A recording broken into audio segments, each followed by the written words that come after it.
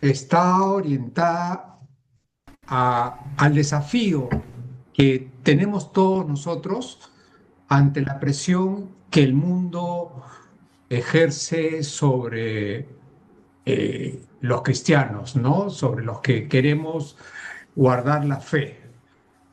Entonces, la presentación está centrada en la cita bíblica es, búsquenla por favor, Romanos capítulo 12, versículo 2. Si alguien la tiene,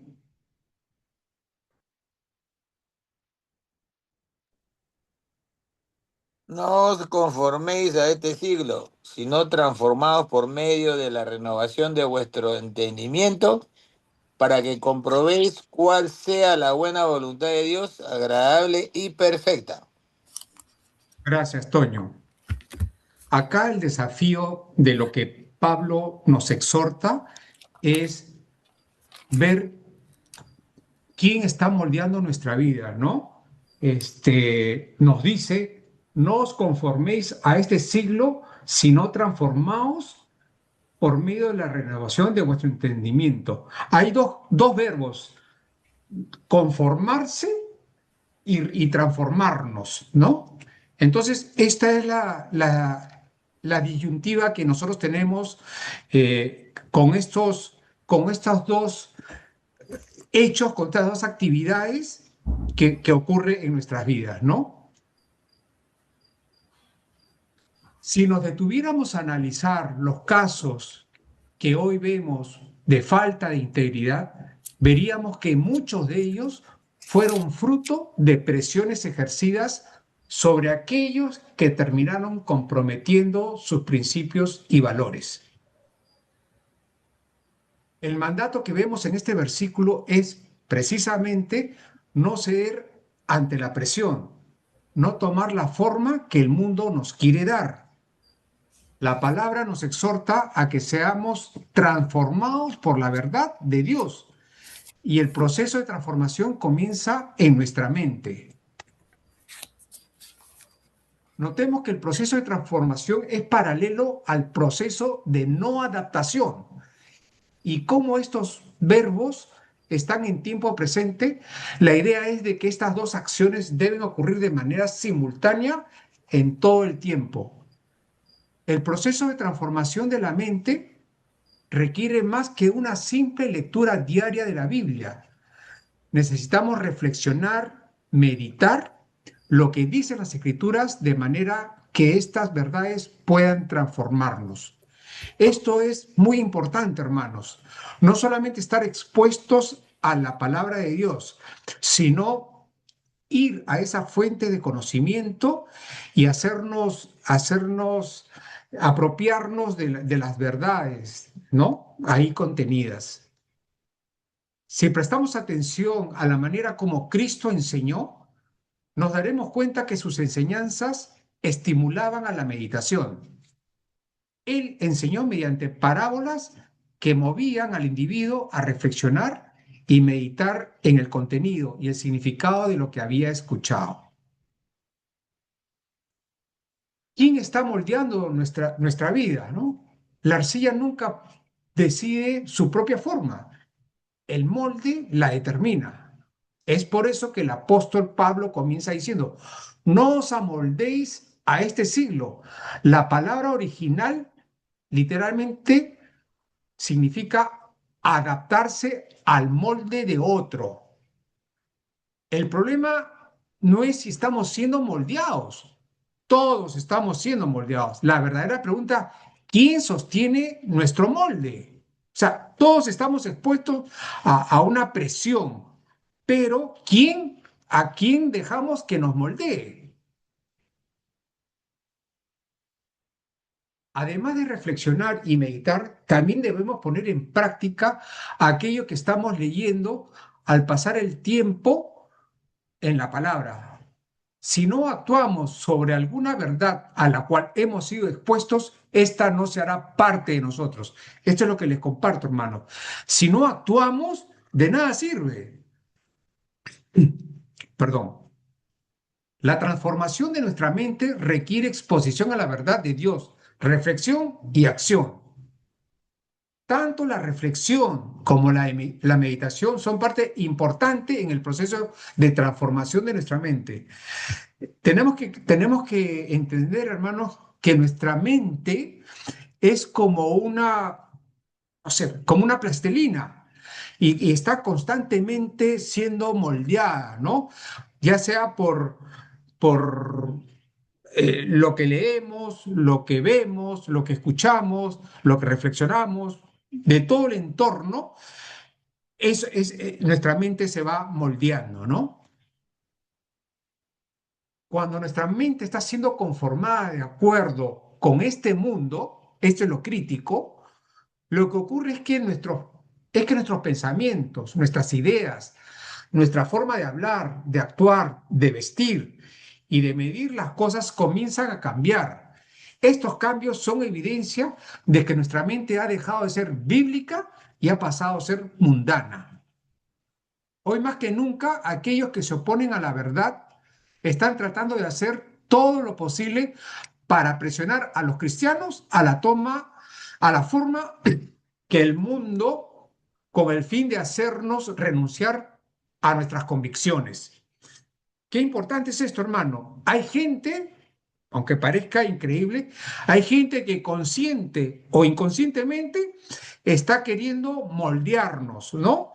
O ponernos piedras piedras de tropiezo para que nosotros no llegásemos a tener y a comprender la plenitud de Cristo.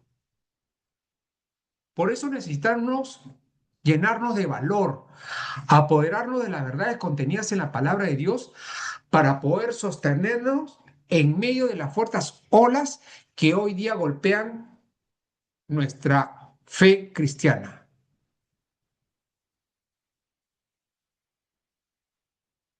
Y el campo de batalla, hermanos, es la mente. La batalla por la integridad comienza en nuestra mente. Qué, qué interesante. Satanás quiere conformarla de acuerdo a este mundo, pero Dios quiere transformarla por medio de su palabra. Por favor, ¿quién podría leer Proverbios capítulo 23, versículo 7? Por favor. Proverbios 23. Proverbios está después de Porque Salmos. cuál es su pensamiento en su corazón, tal es él. Come y bebe, te dirá, mas su corazón no está contigo. Gracias, César. Mire qué importante, ¿ah? Porque cuál es su pensamiento en su corazón, tal es él. Eso es lo que dice la palabra. Nosotros somos lo que tenemos en el corazón. No somos, hermano, las propiedades que podamos tener. No somos la cantidad de amigos que podamos tener. No somos los bienes que tenemos. No somos la cantidad de amigos. No somos la cantidad de ropa, nuestras actividades. Eso no somos. Eso solamente son apariencias. Nosotros lo que realmente somos es lo que está en nuestro corazón. La manera en que pensamos refleja lo que realmente somos y determina lo que hacemos. Esto es importante porque cuando descubrimos quiénes somos y cómo funcionamos en nuestro interior, entonces vamos a conocer qué cosas necesitamos cambiar y qué medidas debemos tomar para que cuando la presión llegue a nuestra vida, seamos capaces de no ceder ante ella. Como creyentes es importante que podamos entender dónde nos encontramos, si solo estamos siendo tentados o si ya hemos cedido a la presión del mundo, de forma tal que nuestra mente ha sido conformada de acuerdo con él. Esto es importante, hermanos. Una señal clara de que estamos vivos espiritualmente es que estamos siendo tentados, estamos luchando con la tentación. Y no cuando ya hemos cedido a la tentación, cuando ya nos hemos regalado, cuando hemos dejado de luchar. Eso es una señal inequívoca, hermano, de nuestra salud espiritual. El engaño del molde, promesas externas y vacíos internos. Lo que el mundo dicta, el dinero te dará valor absoluto, el poder te hará una persona importante, el placer constante traerá felicidad. La verdad depende de lo que tú sientas. Esto qué sutil, hermano. Y lo que impacta es lo que el corazón experimenta. Experimentamos ansiedad constante y miedo a aprender. En el poder te hará que una persona importante, la búsqueda agotadora de aprobación, que el placer constante traerá felicidad. Son relaciones fracturadas y vacíos profundos, hermano. La verdad depende de lo que tú sientas. Eso causa en nosotros confusión y falta de propósito real. Nada de esto cambia el corazón, solo cambia la apariencia. La manera como la gente cede. Esto es importante, hermanos. Las personas ceden voluntaria o involuntariamente. En ocasiones comenzamos a exponernos a una serie de hechos como conversaciones, películas, programas de radio, anuncios publicitarios. De una manera sutil van cambiando nuestra manera de pensar y que nos percatemos y que al final nos hacen ceder de manera involuntaria. El mundo que nos rodea está ejerciendo una presión constante sobre nosotros, sustituyendo nuestros valores y convenciéndonos de múltiples cosas sin percatarnos de ello. La mayoría de personas son cambiadas de manera involuntaria y la razón es que la presión es tan sutil que ni siquiera han notado los cambios que han ido ocurriendo. Por lo tanto, no han luchado para resistirse. ¿Cuáles son los requisitos para no ceder a la presión? Perdón. Hermanos, esto es muy importante. El primer requisito es una visión correcta de Dios. Si no tenemos una visión correcta de Dios, no vamos a poder resistir ante las presiones de la vida, porque es el apropiado conocimiento de todo lo que el Señor es, su carácter, sus atributos, lo que nos permite descansar en Él y cobrar valor cuando nos encontramos en medio de una dificultad. El profeta Nehemías tenía una visión correcta de Dios. Fíjese cómo él expresa en Nehemías 4:14. Si alguien puede encontrarlo en su Biblia, por favor, Nehemías 4:14, independientemente que esté ahí.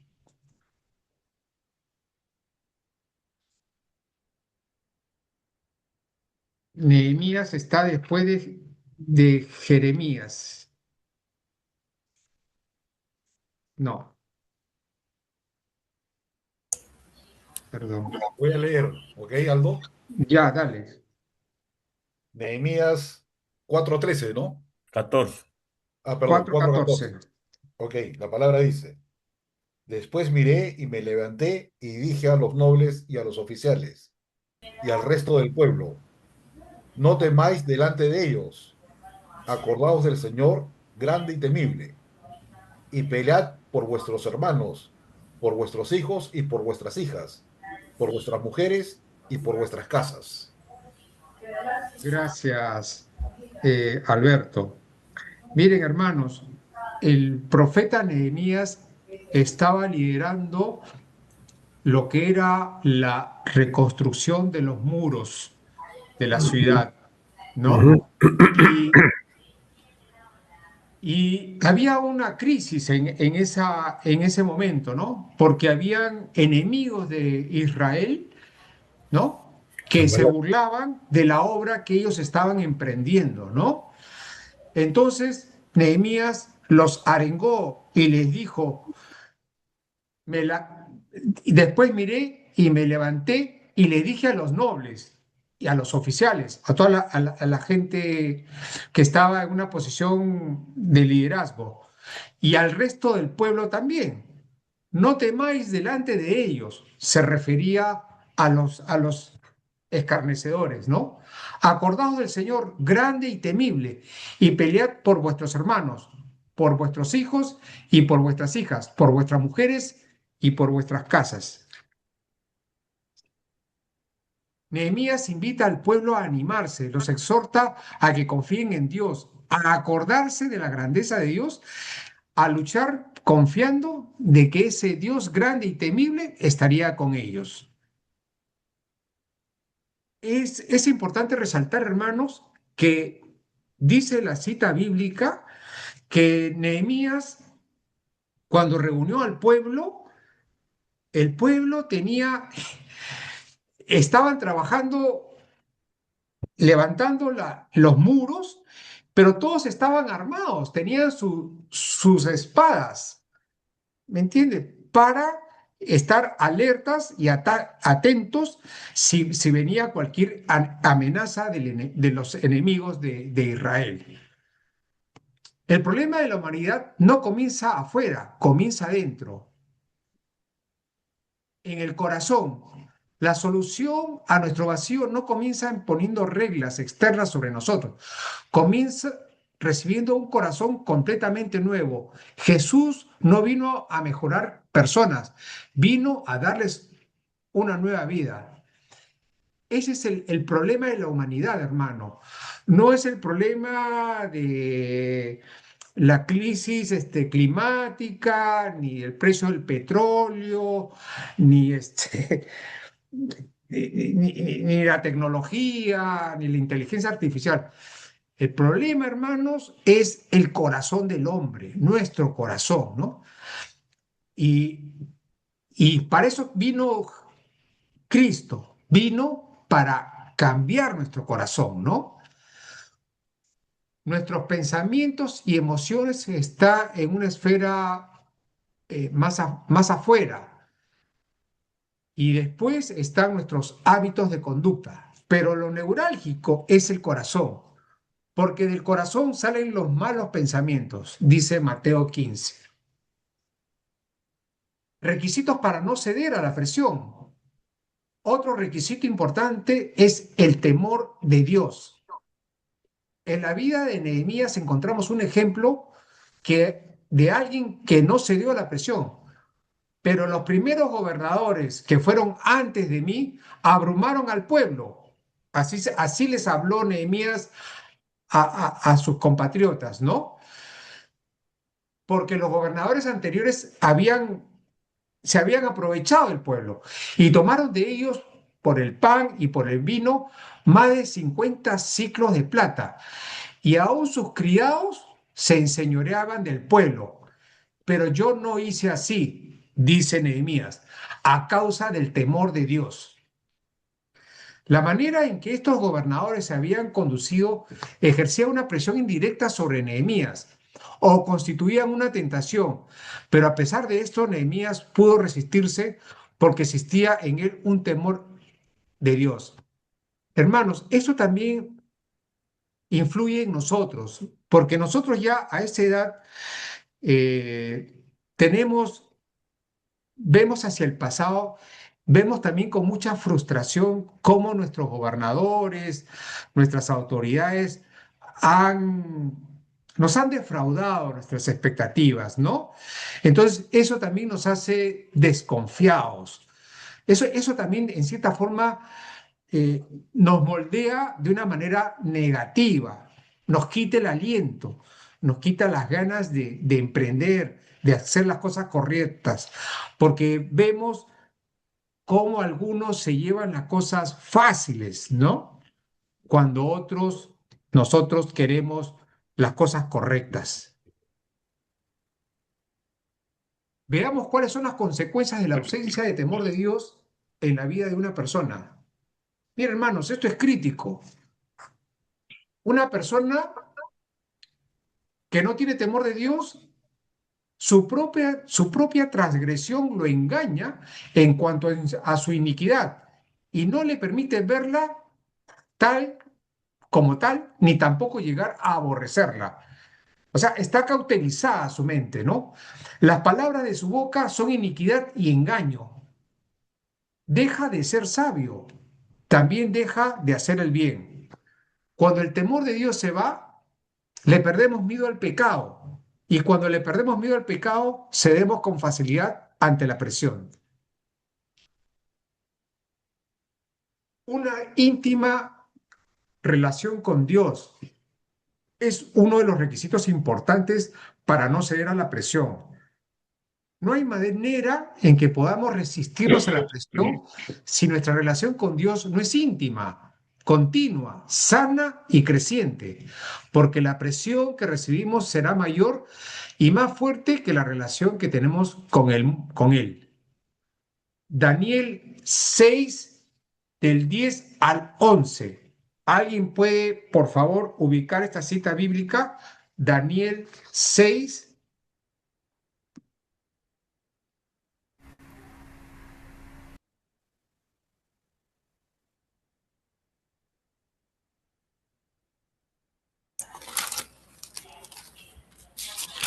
6. 6 del 10 al 11. Ok. Cuando Daniel supo que el edicto había sido firmado, entró en su casa y abiertas las ventanas de su cámara que daban hacia Jerusalén, se arrodillaba 3 veces al día y oraba y daba gracias delante de su Dios como lo solía hacer antes. A ver, dice, cuando Daniel supo, Está bien. Sí. El 11 Entonces, también. entonces se juntaron aquellos hombres y hallaron a Daniel orando y rogando en presencia de su Dios. Esto es el episodio cuando a Daniel lo iban a meter en el foso de los leones, ¿no? Pero Daniel no arrugó. No obstante que el edicto ya había sido firmado, él siguió orando a Dios. Él tenía una íntima relación con Dios. A Daniel le fue prohibido orar a su Dios. Sin embargo, él continuó haciendo a puertas abiertas, como de costumbre. Eso es evidencia el tipo de relación que Dios tenía con Dios, que Daniel tenía con Dios. ¿Quién está moldeando nuestra vida? El cambio de dirección en la vida diaria. La mente vieja piensa, ¿cómo puedo ganar más? La mente renovada piensa, ¿cómo puedo honrar a Dios con lo que tengo? La mente vieja dice, ¿cómo puedo vengarme de quien me hirió? La mente renovada, ¿cómo puedo ofrecer perdón? ¿Qué es lo que más me conviene hoy? Dice nuestra vieja naturaleza. Pero la mente renovada dice, ¿qué decisión glorifica a Cristo? Otro de los requisitos para no ceder a la presión, hermanos, son las convicciones. Y nosotros, hermanos, por haber pasado por el colegio, somos hombres de convicciones fuertes, decididas, marcadas, ¿no? Otro ingrediente importante en la vida de fe del creyente para evitar ceder a la presión es poseer convicciones firmes. Las convicciones son importantes porque ellas nos dan el valor para resistir la presión y hacer lo que es correcto. Nosotros sostenemos nuestras opiniones, pero nuestras convicciones nos sostienen a nosotros. Una señal que evidencia la carencia de convicciones es que valoramos más las cosas que a las personas. Esto es crítico, hermanos, y lo vemos a diario. Hay gente que valora más a las cosas que a las personas. Vivimos en una sociedad que mide las cosas por su valor práctico, por lo que funciona. El pragmatismo define lo que es bueno y lo que es malo, pero lo funcional o lo provechoso de algo no debe ser una escala de medida. El estándar debe ser siempre y será la palabra de Dios. En esta época postmoderna, en la que no hay valores absolutos, en la que las palabras ya no tienen significado, sino que cada quien le atribuye el significado que entienda conveniente, cualquier convicción que tengamos será llamada fanatismo. La valentía como resultado de las convicciones, hermano. La valentía es aplaudida por Dios, pero la cobardía es muy criticada en distintos pasajes de la Escritura. La valentía no es ausencia de temor, sino que es la acción a pesar de la presencia del temor. Recordemos a los jóvenes compañeros de Daniel que rehusaron postrarse ante la estatua que Nabucodonosor había levantado. A ver, Daniel 3 del 15 al 18, son 2 páginas atrás de la que habíamos buscado. ¿Alguien puede leer, por favor, Daniel capítulo 3 versículos del 15 al 18, por favor? Ahora pues, si al oír el son de la cometa y de todo instrumento de música, estáis dispuestos a postraros ante la estatua que he hecho, os irá bien. Pero si no os postráis, en la misma hora seréis echados al horno de fuego. ¿Y qué Dios os podrá librar de mis manos? Pero Sadrach, Mesach y Abednego respondieron al rey Nabucodonosor, diciendo: no tenemos por qué responderte sobre este asunto. He aquí nuestro Dios, a quien servimos, existe, y él, oh rey, tiene poder para librarnos del horno del fuego y librarnos de tus manos. Y si no lo hace, oh rey, entiende que tampoco daremos culto a tus dioses, ni nos postraremos ante la estatua que hiciste levantar.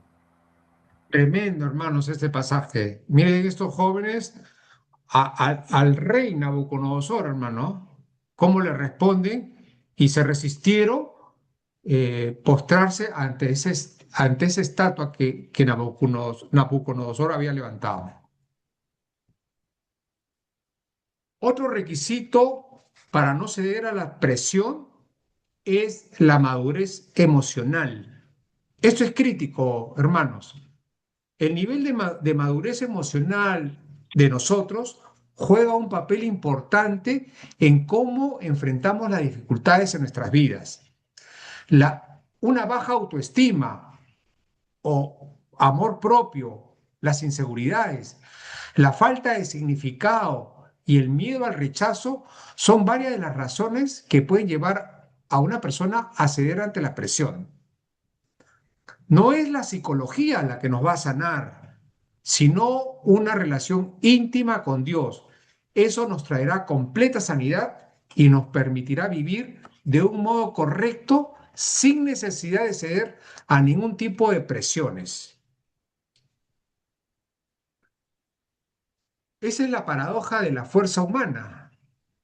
Puedes intentar cambiar incontables veces, puedes prometer dejar ciertos hábitos, puedes buscar llenar el vacío con éxito, dinero, estudios o relaciones, pero el vacío continúa. La verdad fundamental es esta: nadie puede transformarse por sus propias fuerzas. Por eso Dios hizo lo que nosotros no podíamos hacer. Tremendo, hermanos. Esto es tremendo. Acá, esta verdad echa por tierra a estas personas que sostienen el evolucionismo, ¿no? Que ellos creen que pueden transformarse en sus propias fuerzas. Y vemos que no pueden. Solamente Dios puede transformar nuestros corazones, porque somos criaturas de Él, hechos por Él. ¿Quién está moldeando tu vida? ¿La influencia de la cultura y las redes sociales? La sociedad nos moldea constantemente con ideas sobre éxito, valor e identidad. Vivimos según modelos externos que no satisfacen el vacío interior. Las redes sociales y opiniones ajenas afectan nuestra percepción de nosotros mismos. La cultura promueve promesas vacías que solo generan ansiedad y confusión. Esto es crítico, hermanos. Estamos viviendo en un mundo donde todo está de cabeza. La verdadera transformación espiritual. Jesús ofrece una transformación interna, no solo cambios superficiales. La palabra bíblica para transformación es metamorfosis, como la de una oruga a mariposa. Solo Dios puede cambiar el corazón y renovar la mente. La transformación requiere recibir un corazón nuevo y una relación con Cristo. El centro absoluto de nuestra transformación. Mas Dios muestra su amor para con nosotros, que siendo aún pecadores, Cristo murió por nosotros. Romanos 5:8. Jesús llevó en la cruz el castigo que merecíamos. Murió y fue sepultado y resucitó el tercer día. Hoy no te ofrece una religión, te ofrece perdón y una vida nueva a través de creer en Él. Aquí es donde comienza la verdadera metamorfosis. Miren, hermanos, qué simple y qué complejo es esto, ¿no? Dios viendo nuestra condición, sabiendo que no podíamos transformarnos a nosotros mismos, Dios envió a Jesucristo, ¿no? Siendo aún pecadores, hermano, no éramos nosotros ninguna joyita, siendo aún pecadores, Cristo murió por nosotros. Y eso nos ha cambiado, hermano. Y eso nos anima a seguir en la lucha, a seguir en un cambio constante. La renovación de la mente y decisiones diarias. La mente determina nuestras prioridades y decisiones. Eso es crítico, hermano. La mente, todo está en la mente. La mente vieja busca venganza, dinero, placer. La mente renovada busca honrar a Dios y perdonar. La verdadera transformación implica cambiar la forma de pensar, actuar según la voluntad de Dios. La renovación mental lleva a decisiones que glorifican a Cristo y reflejan su voluntad. Hermanos, pero toda esta batalla que se libra en nuestra mente, en nuestro interior, de manera silenciosa, hay gente que nos rodea y es testigo de cómo estamos enfrentando la batalla, cómo estamos enfrentando esta lucha. Nosotros vemos gente a nuestro alrededor derrotada, gente que ha tirado la toalla, gente que se deja llevar. Y nosotros no podemos permitir, no le ha puesto Dios esas personas a nuestro lado para burlarnos, no, todo lo contrario, para ayudarlos, para llevarles una palabra de ánimo, como hizo Nehemías, para ayudarlos y decirles que hay esperanza. En Cristo hay esperanza, hermanos. La invitación a una nueva identidad. Si deseas entregar hoy tu vida a Jesucristo, puedes tener esta conversación honesta con Él. No son las palabras las que salvan, sino la confianza puesta en Jesús. Señor Jesús, reconozco que he vivido según mis propios caminos y necesito tu perdón. Creo que moriste en la cruz por mis pecados y resucitaste para darme vida. Hoy te recibo como mi Señor y Salvador. Transforma mi corazón, renueva mi mente y haz de mí una nueva persona. Amén. Esta oración, hermano, es el punto de inflexión por la cual todos tenemos que pasar. De acá viene la verdadera transformación, hermanos. El mundo ofrece conformidad, Cristo ofrece transformación. La conformidad modifica la conducta por un tiempo, mas la transformación cambia el corazón para siempre. Una reflexión final, hermanos. La palabra de Dios está en contra de la cobardía y aplaude el valor. Pablo le dice a Timoteo, porque no nos ha dado Dios espíritu de cobardía, sino de poder, de amor y de dominio propio. Está en 2 Timoteo 1:7. Necesitamos convicciones profundas y actuar en consecuencia. Edmund Burke, un psicólogo, nos muestra la necesidad para que actuemos conforme a nuestras convicciones. Lo único necesario para que triunfe la maldad es que los hombres buenos no hagan nada. Cuando mayores han sido las convicciones, mayor ha sido el impacto de estos hombres han causado en la sociedad. La manera en que vamos a desarrollar convicciones y el valor para defenderlas es meditando en las escrituras y poniéndolas en práctica. Recordemos, el pueblo que conoce a su Dios se mostrará fuerte y actuará. Ese es el desafío que tenemos hoy por delante, hermanos. Ese es el fin.